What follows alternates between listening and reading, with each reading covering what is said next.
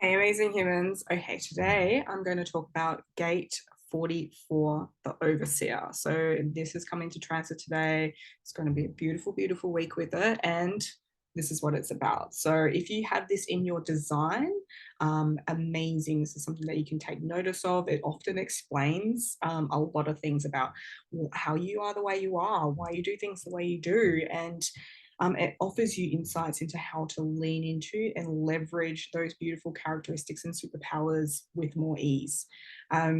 It can also offer you, if it's not in your design, it can offer you something that's like, cool, I'm going to experiment bringing this in over the next couple of days and see what happens. So we have all things in us. This is, if you have this in your design, it's simply like a path of least resistance. So it's very, very cool. We all have incredible patterns and methods of design and construction. So it's like once we can really access and accept the beautiful uniqueness in each one of us, that's how we can create something very cool. So I'm Matilda Morgan. I'm the CEO and founder of Expansive Direction. And this is what we use as underpinning of working with our clients, this holistic design, which is grounded in human design, gene keys. And we've built on that for visual aspects and branding aspects. So, and I'm also the holistic stylist. So, okay, this is actually my birth gate, guys. So it's been very interesting. And even today, I can just feel it coming into transit, which is incredibly interesting. So this is a core aspect for me. And I certainly, revisiting all this stuff, I was certainly going, yep, yep, yep, that's me. So this stuff is based in something really, really, really exciting. All right, so the gate is gate 44, which is vigilance in human design. It channels with gate 26, change. It's in the I Ching, it's coming to meet, which is a beautiful, beautiful aspect. And in the zodiac is a Scorpio. So what we'll do is we'll go through the impressions and the characteristics of this sign, and then I move into the personal style and the appearance of this gate. So in the impact-driven style method, this is the expression of the ruler, which is a Jungian archetype. And so they have a dark, rich color palette, hard textures. Their silhouette is masculine and structured, and they don't often wear patterns. So even though it is coming in as my core gate, I'm actually in a black dress and often appear in this. However, I'm just experimenting with some of my other gates at the moment, which is exciting. In Gene Keys, its shadow is interference, its gift is teamwork, and its city is Siddharki. Okay, so this person essentially has the ability and the genius to read other people. And that is something that you're innately able to tap in to each person. There's my dog. Hi, Sky. 1 second. I'm even going to take that out. So she's playing with my housemate right now. So we have an innate ability to tap into people around us and to see their abilities. So to see their potential and their abilities. So we also have an intuitive knowledge of what each person needs. And if I say we during this, it's because it's my earth sign and I'm going to be resonating with it a lot. Okay. So they can judge what directions should be felt into that will lead to success and who will be able to actually achieve that success. So we're like very entrepreneurial. We're able to see, it's like we've got this memory of this roadmap of what has worked in the past and what hasn't, and this memory goes back lifetimes. It's not just this lifetime. So we're able to tap into that and kind of intuitively go, oh, I remember when we went that way last time, it wasn't so fun, it wasn't great when someone did that, so we're going to go that way now. And so they can intuitively do that. And it's also because we can intuitively tap in and read other people very, very easily. We can also go up and this is who we need to do that. This is who we should connect with. This is who we should partner with to do that. So this is a really interesting gate. However, they're not overly connected to the people that they're leading. So you notice that they generally lead from a place of separation. So they know what other people need, and they use that to achieve that material success. So it's still grounded in, even though they can tap into the emotions of it, they can also, they tap into it for, oh, okay, cool, this is what you need in the tangible world to, in order to realize that. So when we're in alignment with ourselves, we have the ability to soften our countenance, because we're quite powerful. We can be quite dominating. And I know with my personal design, with this being my earth and other aspects being my core signs, I can come off as very penetrating, especially I'm a projector as well.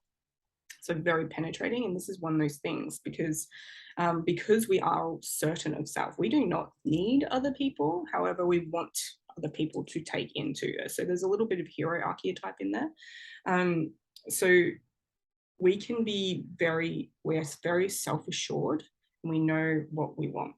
And that means that we also are able to surrender some of our power and lend it to others, for the betterment of the whole. So we're able to, whether intuitively, unconsciously, or consciously, make a decision to soften how our approach has appeared. So we can do that in order to approach someone in another position of leadership, so that they feel that they do have the upper hand in to create a win-win scenario.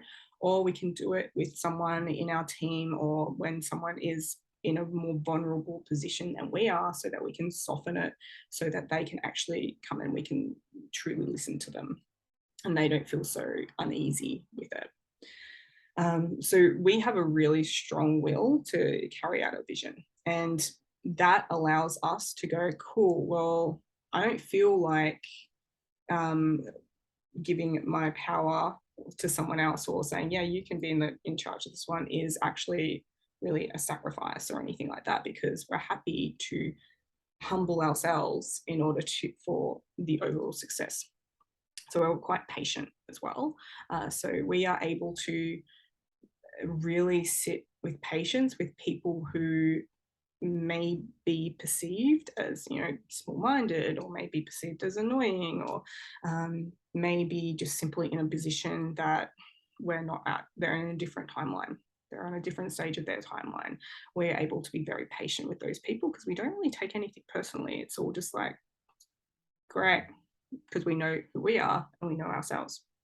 So we can really sense dishonesty, and we trust ourselves, and what the other person is intentions of. So we trust when we go, something's not really feeling right about that person, because we are constructing a roadmap and we're wanting to take people and allocate people to certain roles that are actually going to be able to do that. So generally there are other like-minded people.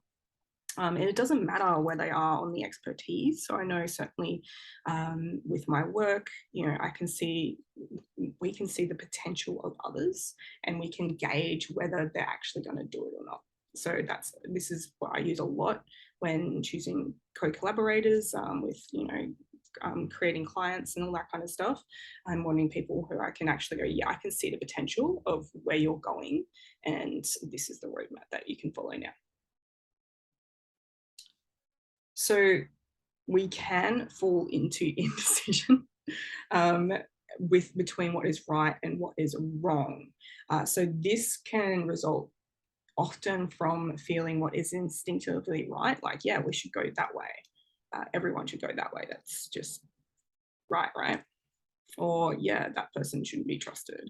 However, we can go between the decision of what feels right, and then also what appears right rationally. So, well, why wouldn't you be partnering that with that person? They are duk, and that rationally you could get to there by working with that person. However, instinctively, so you go between this instinctive way, it doesn't feel right, to, or rationally, if I do this and this, it'll be great. And so it's learning to really trust and lean in, and that will negate that indecision. It can also go into the decision of like, yeah, I want to make this business decision because of whatever. However, everyone else is doing that. So, and I know personally that can be really hard to do sometimes, because you're going, well, am I crazy because I'm doing that over there and everyone's over here? It's simply because we've already seen what works and what doesn't. So trusting that, and then we use our strong will to then approach key partners, create those partnerships so that we actually succeed in going in that direction rather than doing it by ourselves. So we can isolate ourselves. This is like at the detriment of this person because like if we're not, in balance, if we're not really measured in what we're doing and ourselves, then because of our self-certainty, we can also isolate because we can go, no, I'm fine. I don't need anyone. However, as you remember, the city is teamwork. So it's actually the gathering of people together and that overseeing of a collective action that is making this gate really, really cool.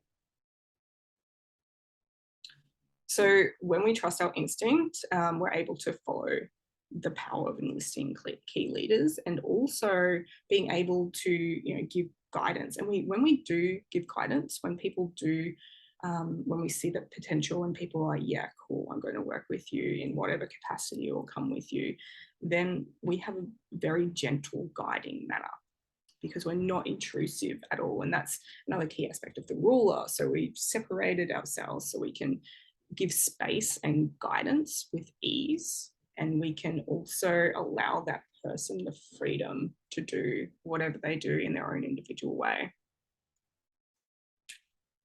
So we're very patient with other people. We are very patient. When we do decide to, and for whatever reason, we need to be careful when we're choosing to cut people off. So if we, for whatever reason, decide, and generally we won't, generally we're able to surrender some aspect or compromise or whatever so that those bridges remain, and then we can like go back to them should we need. So we would rather go, you know what, that's no big deal. I don't want to fight over that, or I don't want to argue over that, because you can just have that thing. Or yeah, you can have the CEO and your title. I'm easy with being whatever. Because for the longer haul, we're able to see the benefit for the whole, and we know that's going to be success. And I can also pass on that can be really personally frustrating. It can be like you're giving the sense of like, why does it always have to be me? Why do I always have to be the one that goes, no, it's all good? So this is where it's key to know yourself and be able to create that balance of like, cool, is this really what I want? Or am I being like trying to follow the rational decision of not speaking my truth right now? So it is a balance. When we do decide that, no, I do not want this person or this whatever in my life, and it's generally this gate is related to humans, social, then we will cut them off so completely, so astonishingly brutally that bridge will be forever burned. Trust me, it will be forever burned, and we've just got to live with the fact that we're not going to go back to that relationship. That relationship will never be the same as it was, and we potentially will never be able to just use it again. So that's often something that I would suggest, that's like, be careful when you do that. And also just, I wouldn't go back to it. Unless it's like a really certain thing. However, it's just been burnt in such an emotional aspect that that other person isn't going to be able to get over it unless they're a very particular design, and that's okay. There's enough everywhere. So, and sometimes that is required for growth, so that's okay too. So usually that doesn't happen. Usually we choose who we're giving our energy to, who we're surrounding ourselves with such care that very, very rarely happens. It's only on the journey of life that, sometimes we got to cut it clean. So we are masters at laissez-faire guidance and leadership. We are not a really hands-on leader. We're definitely not micromanagers, and we do not appreciate micromanagers or hands-on leaders. So we are, so if you are looking for someone that you want to work with, make sure that they have the capacity to do it themselves. because how we choose is instinctively tapping into another person's unique abilities and their potential. So then our role is to guide them to find that themselves. So we'll gently guide them by doing that. However, we're not going to be looking over their shoulder to do it. We do not like doing it. We love other people being able to bring their unique abilities to a project. We're not there to dole out every single word or every single thing that's going to happen. And how we lead is by example. So rather than being a structured kind of micromanaging how, what thing, we'll generally go, cool, this is the why. And we'll rather lead in the cultural aspects. Like, this is how we want you to be. This is how we see, envision the collective of human experience. So, so we'll generally lead through the strength of self, or appear through command of self. So we'll be very self-disciplined when we're on it, and we will, that's how we'll lead. So we'll lead by example, basically.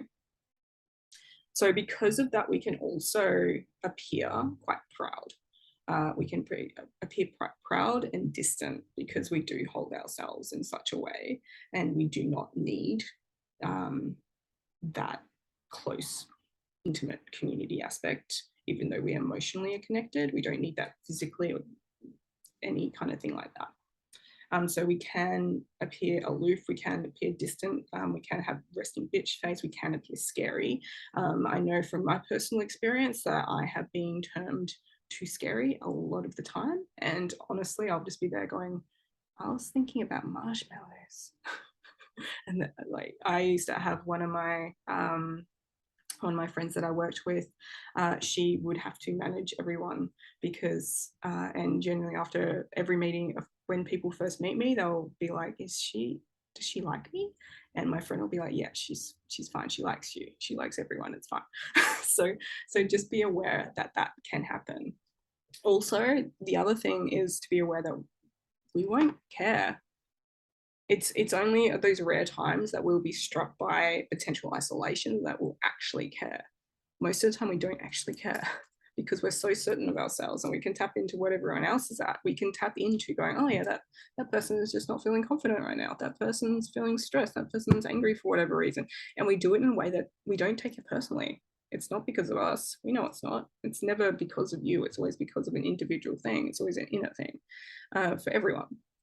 And we don't take anything personally. Everyone's just on their own timeline, on their own journey. So anything that is potentially directed at us for our distance or anything like that, we just like, okay, I'll get over it. And that's it. So how does this person appear as a visual archetype? What is their style? So I'm going to pull up, share screen with you. Share screen. Okay, this is actually the first video I've done for this one on YouTube, which is very exciting. So yes, that is me there, embodying the form of this game. So the overseer is the embodiment of the ruler archetype, so king, queen archetype, and this is more focused on women, obviously. So we tend to show leadership and love from a distance. We're not huggable. We do not embody anything that is huggable in our style. So we want to actually create an emotional distance because we are so emotionally connected. And we find that's better to make a decision because we're guiding everyone. So we don't want to closely connect with anyone specifically. So we exhibit a powerful energy that many simply do not feel at ease with. So the people that do approach us, even though we do have patience, we want to be able to connect with people who are going to move the whole forward. So that's who we want to be spending more of our time with. So we're happy in our own company, and the company of others is equally as powerful or more so. So we're also very adaptable. So we're able to adapt our presence to those more vulnerable. So it depends what your range is and what the other designs are. So we're able to energetically really shift and adapt really quickly depending on what the other person is feeling. So we also require time to be alone, simply to honor our energy, because we are so adaptable. And because I was saying before, sometimes it's like, why do I always have to be the one that compromises? Why do I always have to be the one that da, da, da? So because of that, it means like it's great to just be with ourselves or be with someone who's just a neutral energy and just be able to be. So we put ourselves in a position to see everything that is going on, hence the overseer. And we want to intuitively guide our community on the best path from that way. So that's another reason why we're not huggable, because it allows us to position ourselves in a way where we can actually observe everything that is going on. So where our style is dark, we're like generally in those core dark ruler elements, so blacks, deep steel greys, bright stark whites, deep greens, blues. We're also in really structured silhouettes, as you can see here. Like these are all structured silhouettes. Now, some of these are bringing in some slightly different archetypes as well. However, this is a focus on specifically the Gate 44 archetype and the embodiment of the ruler for Gate 44. So they're very structured in how they appear. So structured and masculine. For the queen, though, that still means that they're going to show some shape. So it's not like they're really square. It's just like they will show the feminine figure. However, it will be in a structured form. They generally also have quite strong shoulder lines as well. You can see everywhere here is quite strong in their shoulders. That's because they're broadening themselves. They're really showing the power that they have and the strength of leading the community. So this is one of the ways how they will lead by example. They show an example of strength and embodied strength so that others can go, oh my God, I want some of that, you know? So even though they have a soft center and feel deeply connected to all, this is one of the ways that they protect themselves. So they're protecting themselves energetically from people approaching too much and distracting too much of their energy through their appearance. They don't actually want to be approached by heaps of people. So most of their outfits have strong shoulders and necklines. So the textures are also hard as well. So there'll be hard or silky textures. Again, that deepens that authority. So everything about this gate is authority, completely authoritative, as they maneuver around. So this is the Overseer. It's Gate 44. It's a very powerful embodied gate. So I encourage you to feel the shifts that go through. If you've got it in your design, then see how you can bring it in more and really exhibit and lean in this. If it's resonated with you, I'd love to hear. And if you'd like to find out more about how we work with creating this into your branding strategy to create an effortless branding strategy, or simply find out your design for your style and marketing strategy, then message us.